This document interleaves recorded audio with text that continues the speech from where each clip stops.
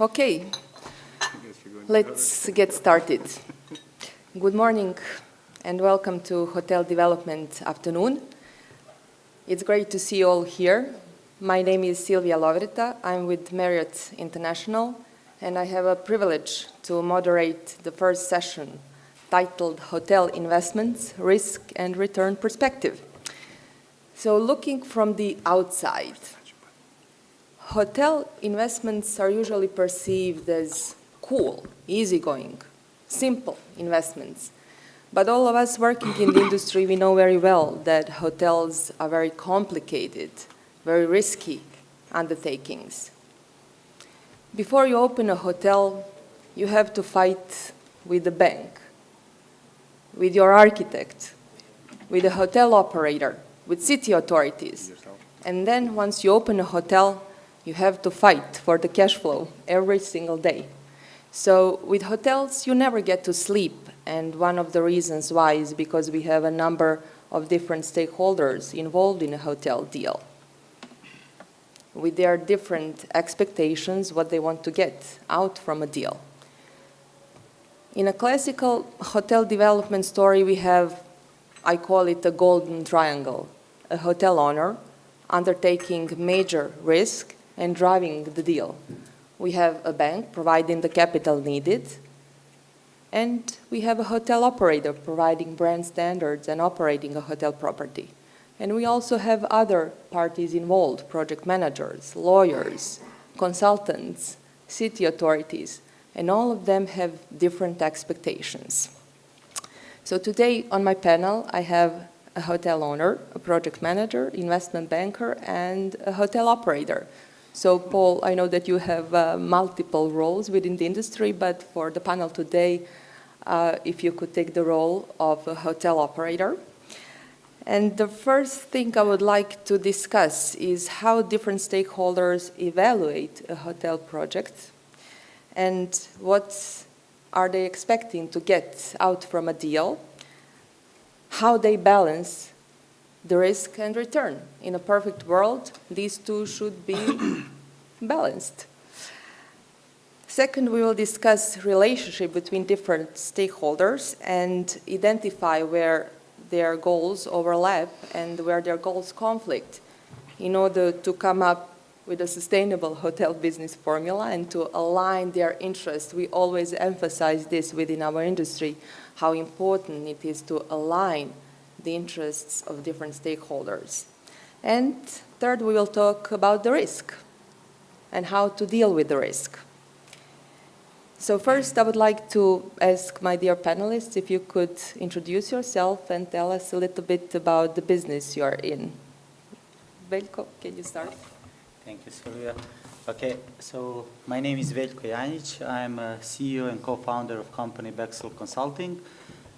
As Silvia mentioned, we are usually project managers and BIM project managers. We are also heavily involved in BIM in defining standards on global level, and strongly are involved in defining, let's say, a strategy for BIM implementation at global and European level. Also, we have experience in hotel business, so we so far have been involved in the 10 projects, 10 hotels, and the total size is around 500,000 square meters. So we, let's say, in the totally different areas from Moscow to Central America. So I can give you later more details about different approaches and different markets. Thank you. Branko? Branko Trkulja is my name. I'm director of PLB Properties, owning company of the Courtyard by Marriott Belgrade City Center Hotel. Throughout my career, I've been involved in numerous hotel projects, mostly on the development side.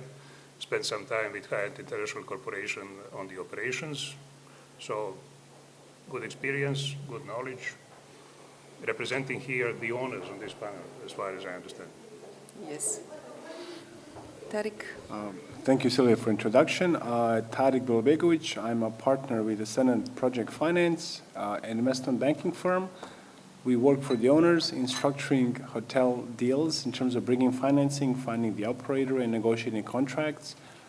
We worked on several Marriott properties in Bosnia and Croatia, as well as Accor properties now we are bringing to Sarajevo, both Swiss Hotel and Novotel. Paul? Good morning, everyone. I'm Paul Pisani, and I work for Corinthia Hotels. On today's panel, I'm going to be taking the hat or the role of the operator, but as a company, we are not just operators. We have historically developed many of the hotels we actually operate today. So we are owners, we are developers, we are project managers, and certainly, operators. We position the brand at the topmost level of luxury. Today, we have 20 hotels under operation and a pipeline of another 6, which we intend to open in the next 2 to 3 years. And I'm very excited to be here, and I hope I can contribute something to this panel. We are happy that you are here. So let's start from you then. What are operators looking to get out from a hotel deal? Certainly as an operator, and certainly in line with what most owners are after, we take a very long-term view. As operators, it's about having the right property in the right location and having that for a long period of time. No operator wants to be involved in a hotel for a 2-3 year period and then out because, for some reason has not worked. So from the very beginning of any discussion that we enter, it is, as you said, Sylvia, aligning interests at all levels, understanding the vision, the positioning of the property, and then working hand in hand with all other stakeholders to make it happen. One of the things I tell many owners, on a day-to-day basis is the only time we are on opposite sides of the table is when we are actually negotiating our agreement with them. Thereafter, it's never a situation of us versus them, and it's always a situation of us together trying to make it work. And I think this is what has helped us be relatively successful in the last 15, 20 years where most of our growth has happened. So it is about making sure that the owner has an expectation which is realistic. And again, from our experience as operators, I think we provide input from day one to make sure that those expectations are realistic. And thereafter, finding a common road to make it all happen together.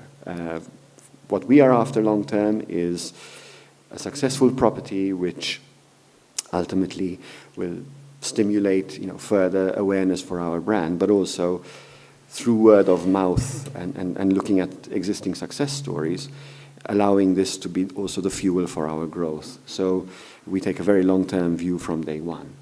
Okay. Thank you, Paul. Tariq, can you tell us from the perspective of investment bankers? So what investment bankers are looking to get out from a deal? What is their return? Well, we always work exclusively for the ownership group that is developing projects, and usually our job is to put deals together.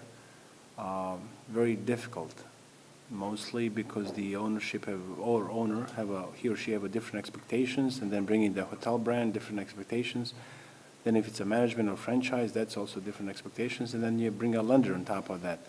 So it gets very, like in the movies, complicated. Most owners do not have experience in hospitality, so for them, long-term asset value, long-term asset growth, appreciation of the asset, hard to translate that. Biggest challenges we find is the lack of understanding of the regional market, the power of the brand. That's the biggest, because people locally originally thinks we have a lot of funds or monies, therefore we know how to do everything well because we have the money. So there many times they build hotels naming them with no brand. That's, I think, the biggest detrimental to development of the region tourism. Tourism is great, hospitality is really growing beautifully. I think Croatia has one of the conferences was a 44% increase in ADR year over year projected. But the issue is essentially with the local developers understanding the power of the brands. That what we think is the biggest challenge. Mm-hmm. Okay. Branko, can you tell us why do you invest into hotels? Easy answer, money. Entering this business, you never do it from the investor's point of view on a short-term basis. It is at least mid to long-term basis. And then you have three major goals within the long-term period of life of such an investment project. Immediate one is it needs to provide profitability. But profitability enabling you at the end of the term, I'm representing myself a real estate development company, not specializing in hotel business. We entered into this area just a few years ago with this particular project here in Belgrade, which means that in a certain period of time, most likely as real estate developers, we are going to sell it. What we need at the time of selling the property is to do this so-called skimming. And to enable skimming at the end of the lifespan of such a project for us, you need to secure sustainable profitability of the property throughout the lifespan in our hands. Apart from profitability, you have also an immediate goal when entering into such a project as an investor, and that is a cash flow. I always look at the hotel as a cash cow, providing me with a stable, reliable source of liquidity. You have, once established on the market, this is a good example of our hotel because it's a brand new property, a brand new brand on the local market, and you have this period of entering the market, which is the most risky. We are going to talk about it later, I guess. But once you are over this introductory period, what you as an investor expect from your property is to provide you with a stable, predictable source of liquidity. And that's an immediate goal. Can I tell you how you think this can be achieved? How to make the cash flows from a hotel predictable? Well, then it's up to you. As an investor, you have to decide at the beginning when making a business plan, what arrangement you are going to make with the operators. Mm-hmm. There are three basic scenarios. You run it by yourself, you opt for a franchise, or you opt for a full management agreement. In our case, with our property, it is a full management agreement with Marriott Corporation. And depending upon the situation, of course, in which each particular investor is, whether you are capable, qualified, experienced enough to form your own management team and then decide between the franchising or running it under your own no-name brand, it's up to you as an investor. In our case, when making this plan, we opted for a reputable, expensive, but promising and reliable brand. That's how we ended up with Marriott. Good choice. Of course, and then it is definitely the relationship between the operator and investor. Finding the compromising actually. On the investor side, you always have high expectations, never enough patience, waiting for the introductory period of the hotel to pass and then to provide a stable environment. You always expect more. Operator is there then to mediate and to make your expectations realistic, It is valid particularly for the investors who are entering into this field, for the first time or have limited experience with the hotel business. And in this, I would say, environment, in this particular market in which we are, this investors' short-sightedness or greater than realistic expectations are always present. Because hotel business here, at least based upon my experience, is being simplified by the proper investors. And that's why you have, especially in recent years, and especially here in Belgrade, numerous small investments into no-name hotels, boutique hotels, budget hotels, etc., without owners being fully aware into what business they are entering, Hotel business is a complex business. It's never been, and especially nowadays, a simplistic, thing of securely putting a money into something. It's far from that.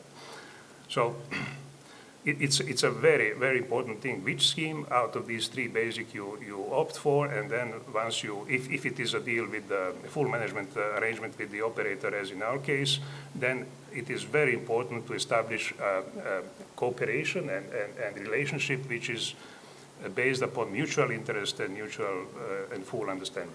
Sylvia, can I add something? Of course. Just again from the operator's perspective, as you mentioned, many times, certainly in the region where tourism is relatively immature still, owners don't have a full understanding of what an operator can actually deliver, and perhaps feel they can do a better job by doing it on their own. I think there's an education process which is part of the operator's role in the early days, in making the owner understand the value and the benefit that the operator can bring.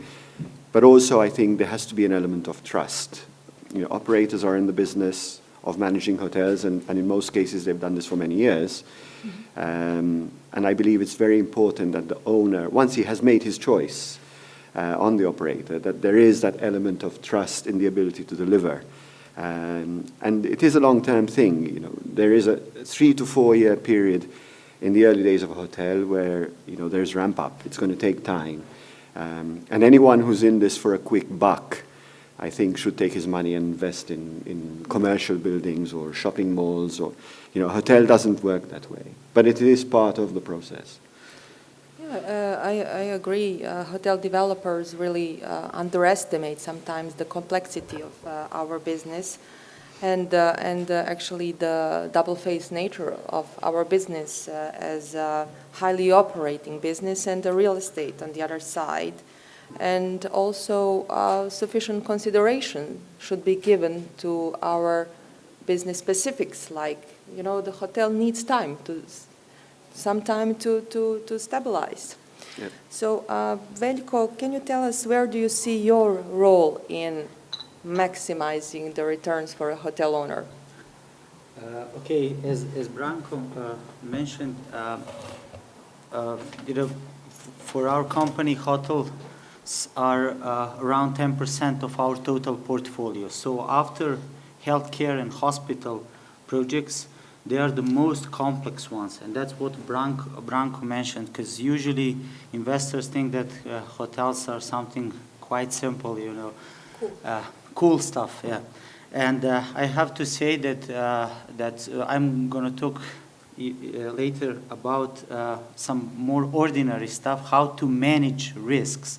Clients doesn't want and how to achieve high quality and how to really receive at the end the product which is something which you have had as an idea in the beginning. So the whole story is to manage the quality of design in the beginning.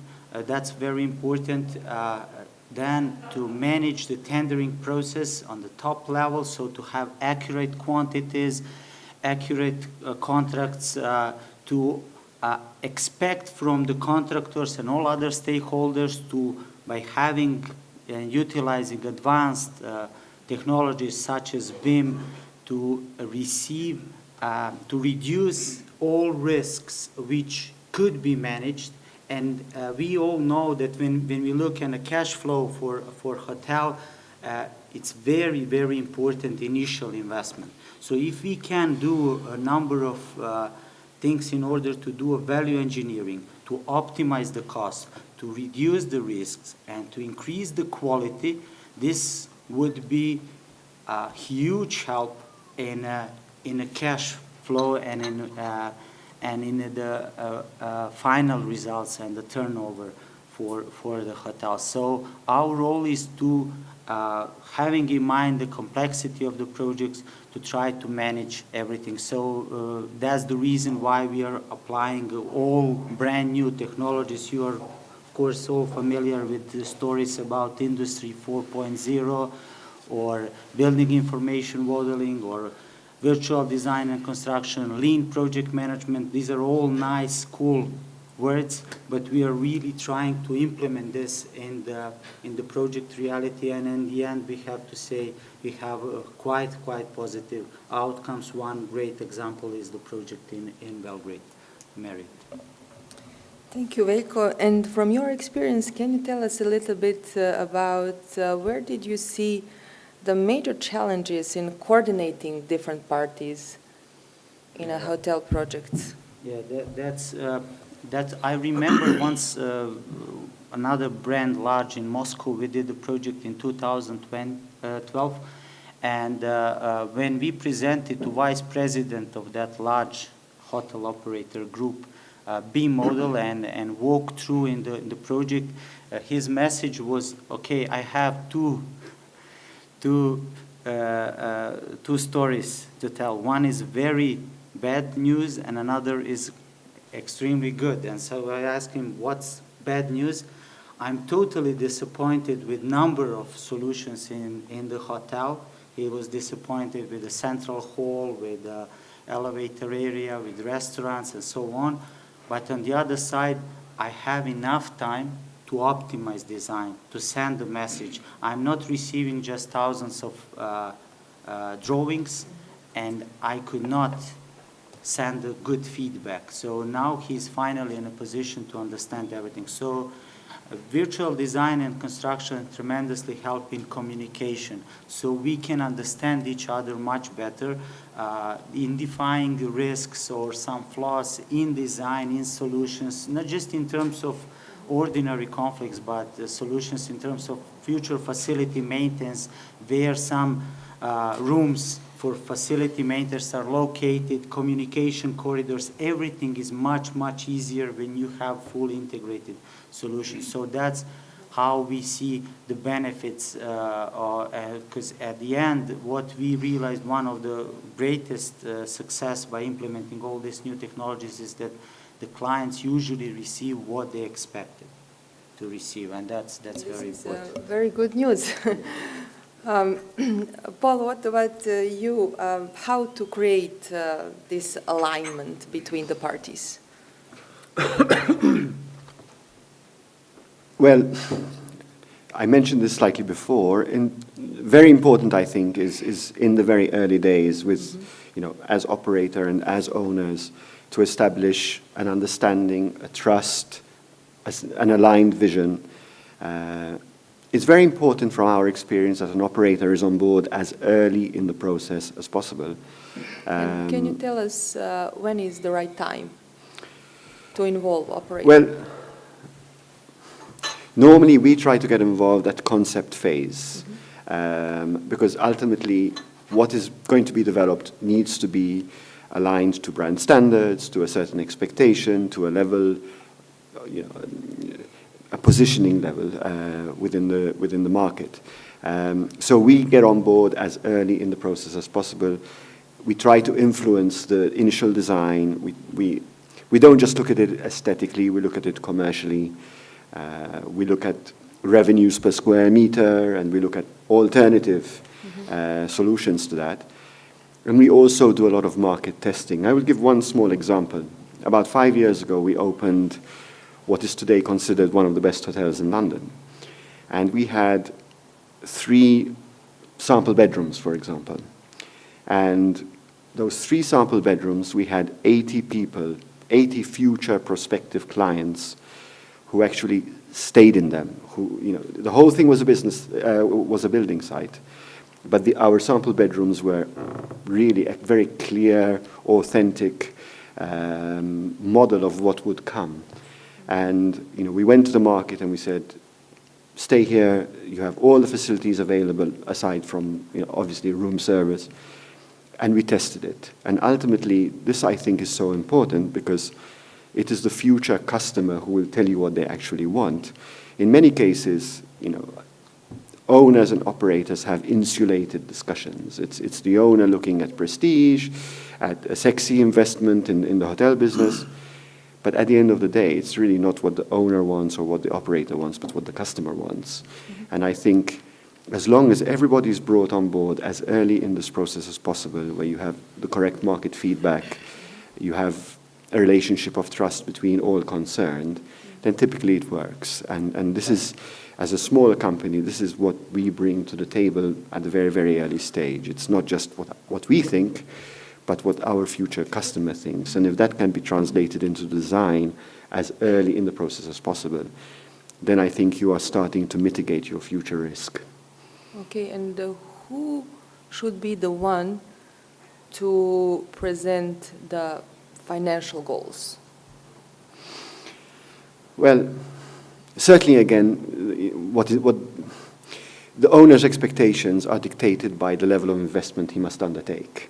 In many cases, in the very early days, it's a consultant who would prepare the initial business plan, but obviously an operator has to buy into that. So in terms of future numbers, typically what we would do is once the product is decided in principle, then we work out some projections.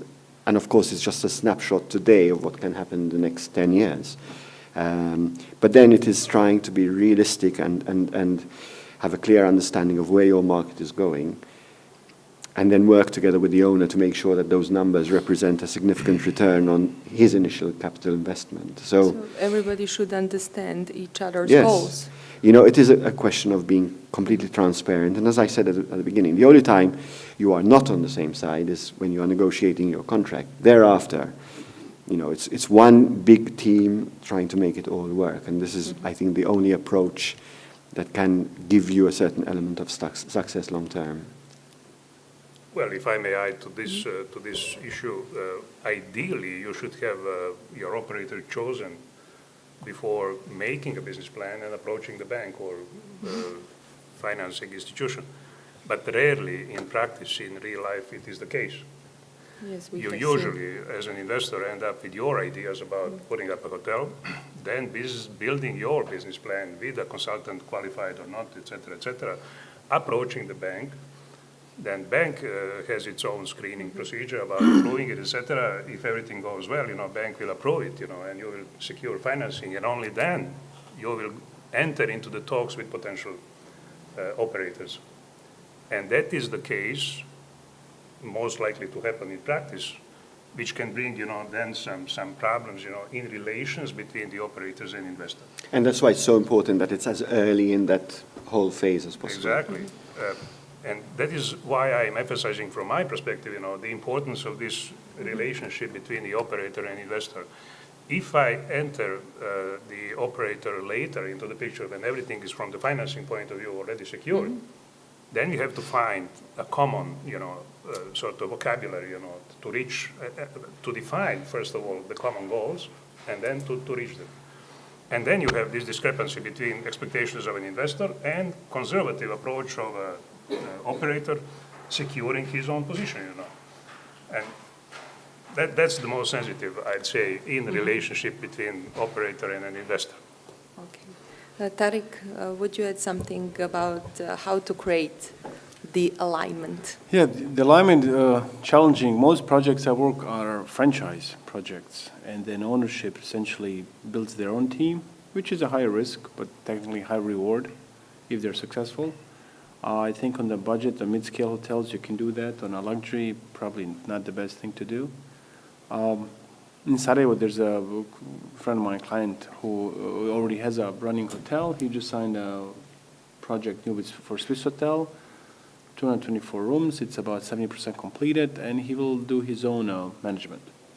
It was very difficult to negotiate that with a core group because the Swiss hotels in the world are 98% of such hotels are fully managed.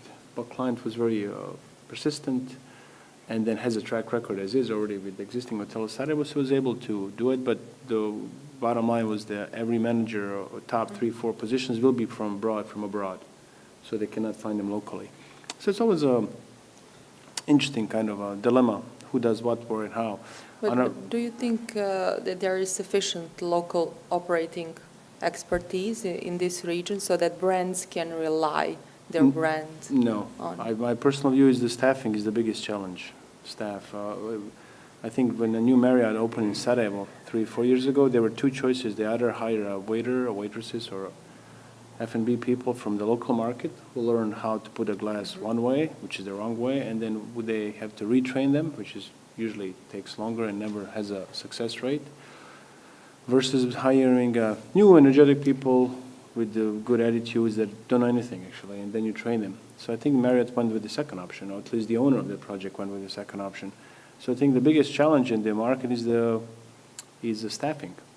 I also think in Croatia, why Croatia is so beautiful, but there's no truly luxury hotels in Croatia.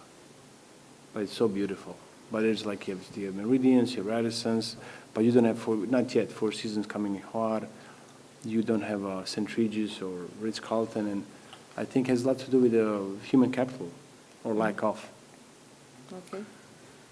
Branko? Again, I fully agree with this statement. It is not only the problem with the staffing on the local market, quality managerial stuff we are talking about, but operators within themselves, are usually and quite often actually having this sort of problem, Particularly when you are opening up a new property, and particularly if this is the new property which is the first under your brand, As an operator, you should sort of pay double attention to it, and send some experienced, well-seasoned, manager to run it. But that kind of quality management is even a problem for the operators now in their expansion, full, whatever, global plans, etc.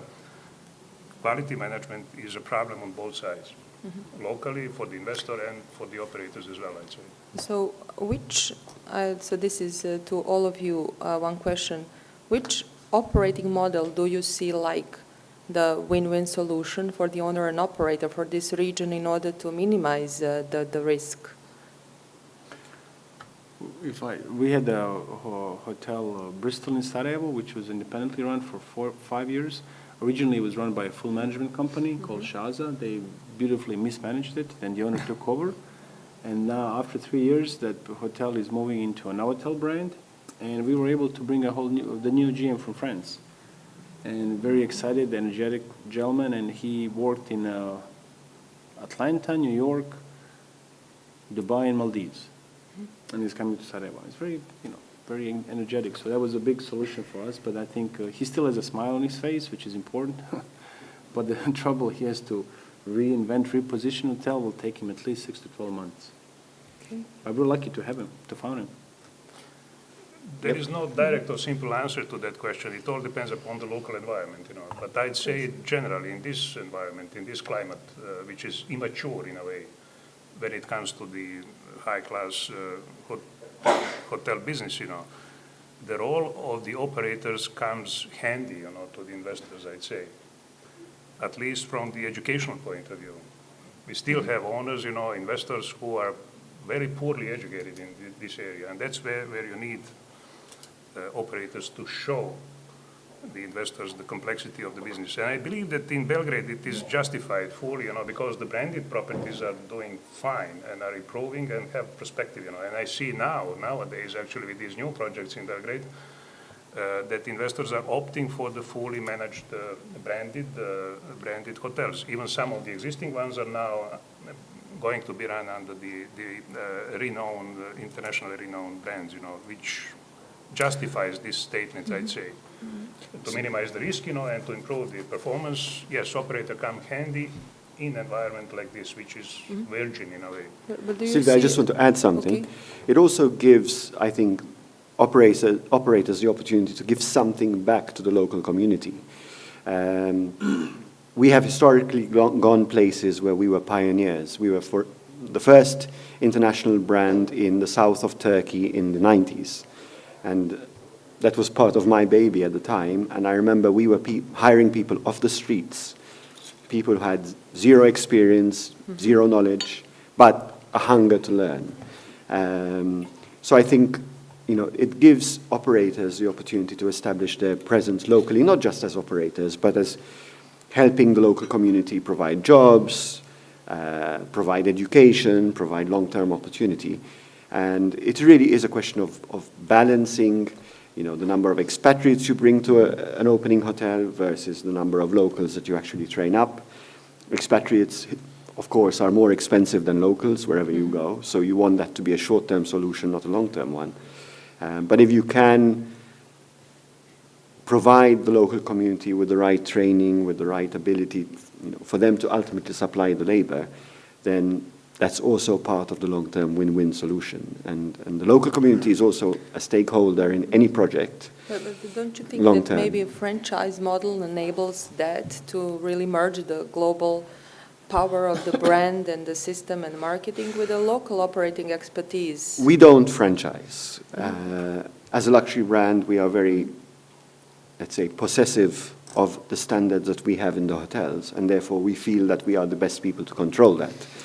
But I think if you have an employee base which is local, whether they are employed by a local operator or an international operator or the actual hotel directly, that's really a small detail. It's about helping these people provide long-term solutions within their own community. And I think operators who can take this long-term view are the ones ultimately who can, see a long-term benefit happening.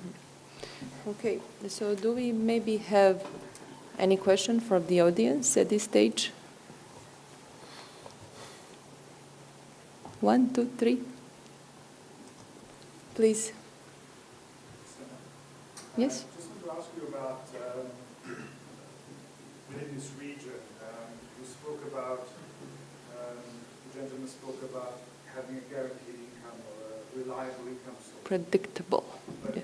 predictable. But in reality, are banks willing to finance management agreements which are more unpredictable, or franchise agreements in this region, or they, as in other countries, some other countries, they prefer lease agreements, like in Germany or Italy?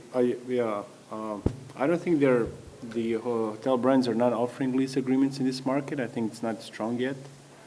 In terms of other banks that I've dealt with, there's a lack of understanding about what hotel operations are. That's the biggest challenge. The UniCredit Bank, I found personally most active and understanding, and they finance several of my clients, as well as Habor, which is a Croatian development bank. Our question is fine. If it's they usually think if it's a management versus franchise, banks sometimes feel more comfortable it's management. They know it's Corinthia or it's Marriott or it's Hilton. But maybe cash flow may be less than it's a franchise. But if it's a franchise, you have less customer service because the owner usually doesn't care about guest experience as much as the brand. It's a delicate balance. But usually what I found is the banks they're way behind this curve of understanding hotel operations. Franchising can be applied in a mature market, where you have enough supply of quality management, but we just mentioned a few minutes ago that we are lacking quality management here in the local environment. So I wouldn't say that the franchising is the winning formula in an environment like this regional environment is. Okay. Any other question? Okay, so now let's see how to deal with the risk. First, where do you see major risks within the region? Financing, investment, operating risk? Veljko. I'm going to start from a different perspective than my colleagues. So first of all, I always try to be focused in our company on manageable risks. Why? I usually like to read old newspapers, and in 2007, only 2 economists predicted economic crisis. Next year, and in 2009, thousands of books used to be printed where the same economist explained the reasons why crisis started and so on. So I don't want to speculate, although there is a huge knowledge and experience about those risks. I would like to focus on manageable risks. So in general, for us, very important is first the quality of design. So what we are trying to do always to do a very, very detailed quality control of design. And what's good news is when we are talking about all stakeholders, that now creditors allow significantly better conditions for the projects where BIM and virtual design and construction is fully implemented. The same goes with insurance companies. So these are good news. Now, for example, in Bavaria, if you would like to sign a contract for new hotel or new hospital or new residential building and BIM is applied, all major insurance companies have lower premiums because they know risks are lower.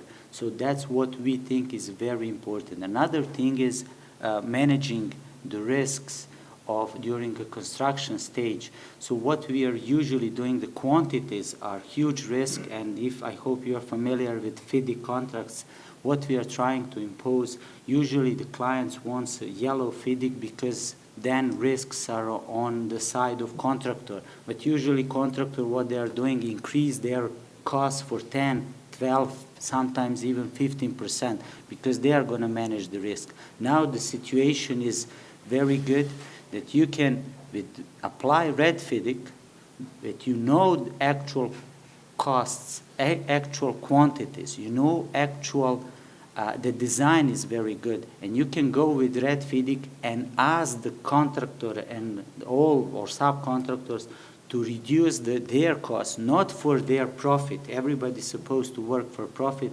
but for their risk allowances, which are fortunately in construction business are very huge. I don't know if you are familiar with the fact that the construction business is the second most inefficient business in the world.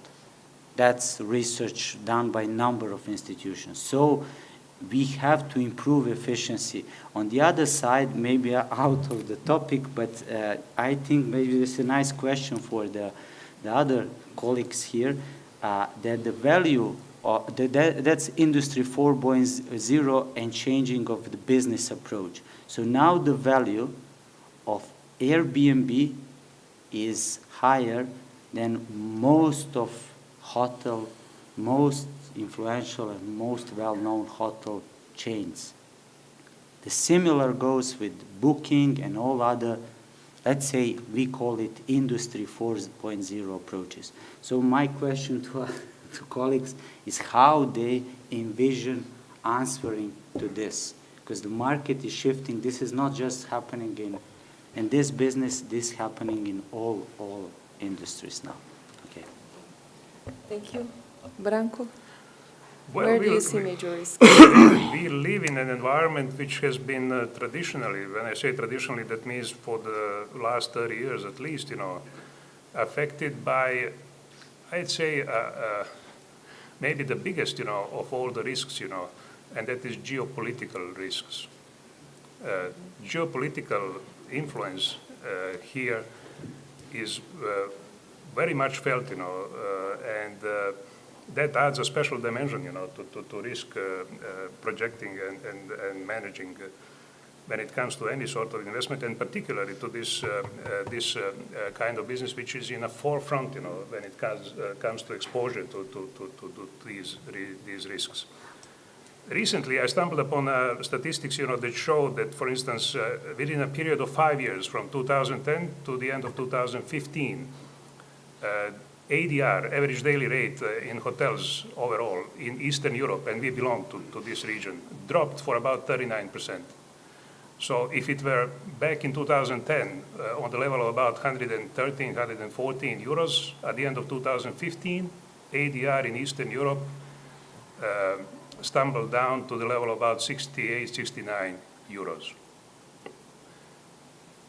For our project, for our investment project here, accidentally, I did the business plan at the end of 2010, when the ADR was on the level of 115. And we finished the hotel and opened it up due to certain circumstances towards the end of 2015, when the ADR hit the lowest level, Yes. 69. And we are talking a period, at the end of 2010, I had a business plan which was feasible, which was approved by the bank, financing secured. 2011, we ended up negotiations with Marriott, they entered into the picture, and then due to the administrative and other reasons, the completion of the project was postponed till the end of 2015. And during that passive period, for us passive, without hotel being operational, you faced additional risks which were on that level. I mean, we are talking loss of about 39%, of the planned income. So how to deal with that, how to predict that, In 2010, we didn't have really this dimension into the perspective, and it's very, very difficult to predict something like that, And then you have some other risks related to the local environment, behavior of the colleagues, investors, who are in this business, they are trying to manage it, they are trying to survive, they are trying to fight. And then they apply different, tactics, business models, to it. recently, what I can say in Belgrade, at least judging by the behavior of the leading hotels in Belgrade, owners are trying to increase the income by increasing the occupancy, and occupancy is being increased by lowering the ADR. And that drives us to the present situation where Belgrade on the international market is recognized as a budget destination. So I, as an investor who started on a high level, back in 2010, planning my business, I'm facing a risk of fighting the image of a budget destination here with an expensive brand, visible brand, good brand, et cetera, et cetera. Very complex, very difficult situation. We are fighting it our own way successfully, touch the wood, thanks to this mutual understanding which was established between us and the operator, Marriott in this case, successful symbiosis, I'd say. But it's not always like that. Still happy with the relationship. We are. Welcome to the family, yeah, right. Yeah. You are finding a happy investor now here on your side. After 6 Supporting your joining Marriott, yeah. But it's our story, if you ask somebody else, some of other investors here, I don't know what their view would be, but what I'm trying to say here when we are talking risks, the best way to fight risks related to the hotel business is quality service, I'd say, primarily quality service, And with this technology available now, to your guests, these social networks, internet, etc., comments being placed visibly, to the public, it is very important aspect of your operation, As long as you can sustain a recognizable, praised by the customers, high quality service level, that is, I'd say, the best defense, of the short-term fluctuations, at least, But there is no winning formula, There is no simple answer to the question of managing hotel business risks, It's a very complex issue. Just a very simple answer. I believe one way of minimizing risk is by controlling it yourself. Taking into control what you can actually control. My colleague mentioned earlier, Booking.com and Airbnb. These are all facts of life that we have to live with. You can either fight it and do your own thing, which is to some extent what we do. We limit the amount of OTA business in all of our hotels just because it's cheap and expensive. Well, cheap as in low rate, but expensive as in high commission business. We divert most of our marketing spend onto our own channels, and we generate 50% of all our revenue through our own systems at zero commission. So that is one way of mitigating the risk and trying to maximize your revenues. But it is also, as you said, it is providing something which is consistent, which is meeting the expectations of your customer, because we live in a very transparent world. And a customer who has a bad experience is more likely to be vocal about it than a customer who has a good experience.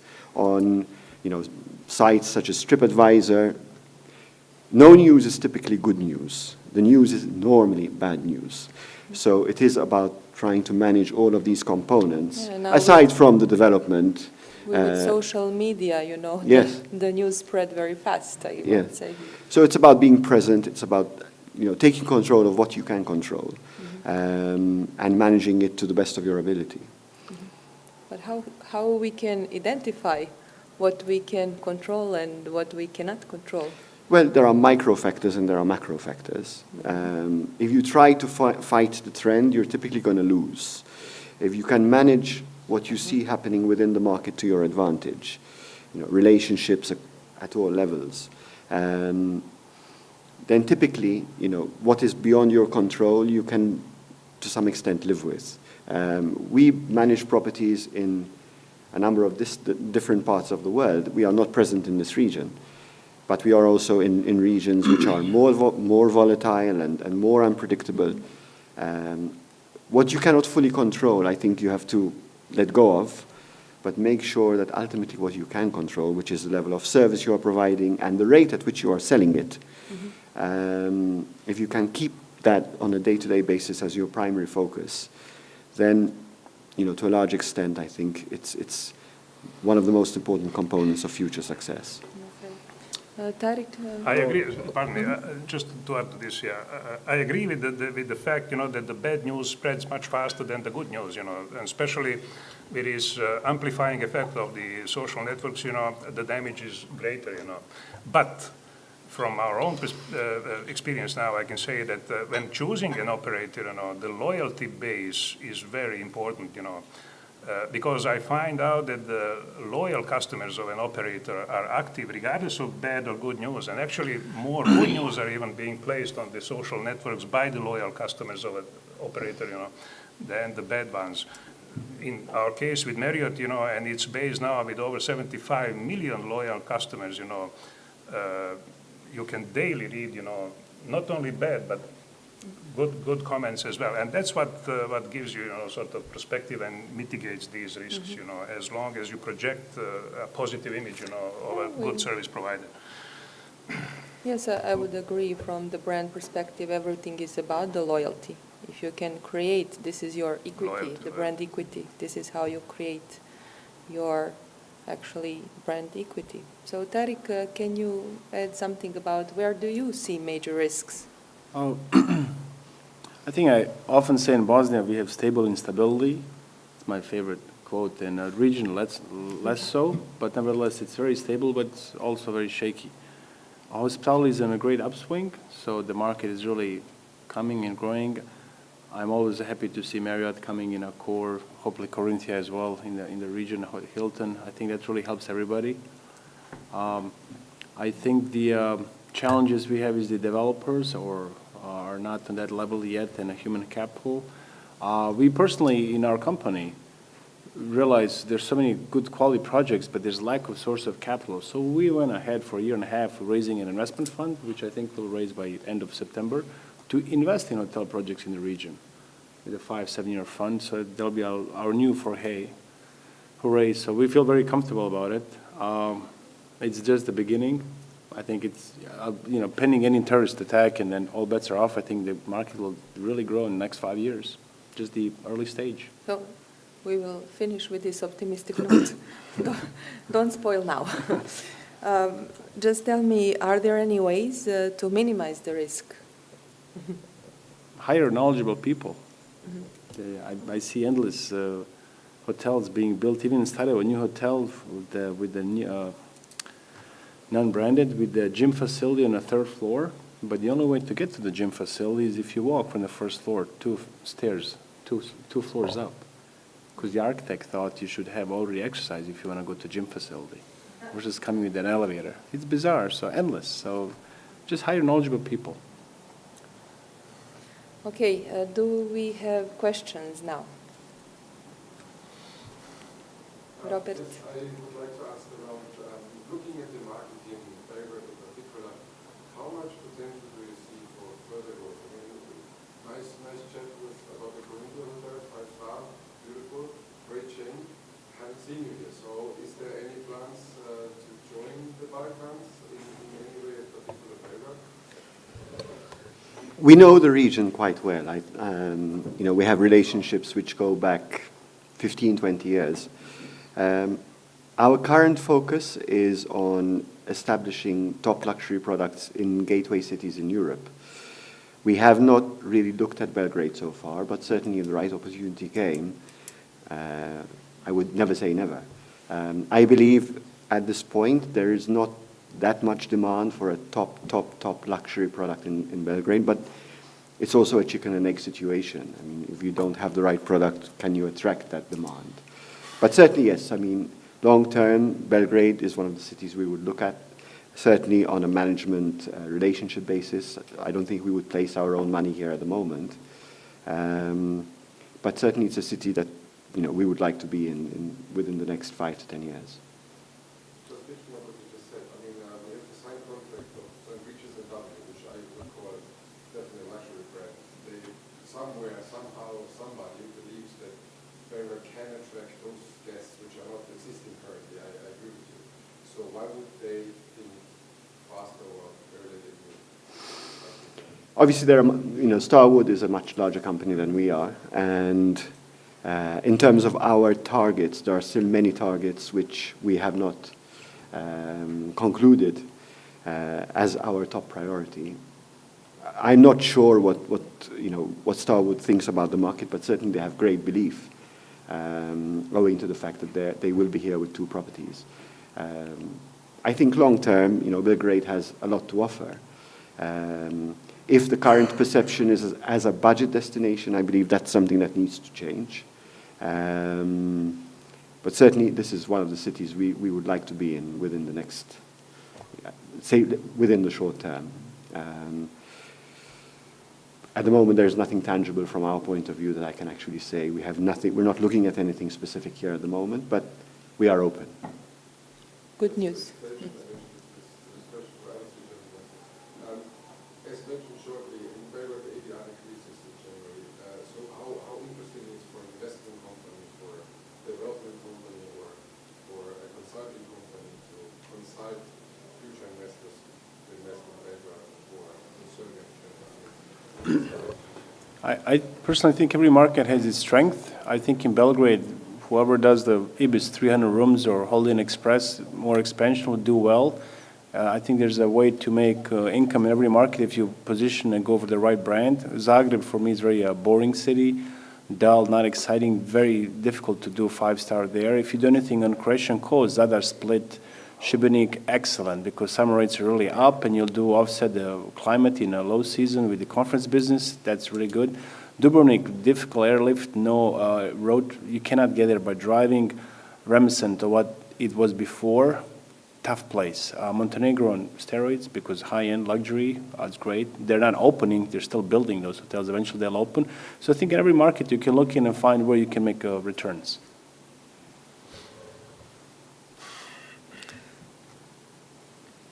Someone else? Yeah, if I may add example here from Marriott and a project of PSP Farmer. Although everything what Branko mentioned, there are a number of challenges here.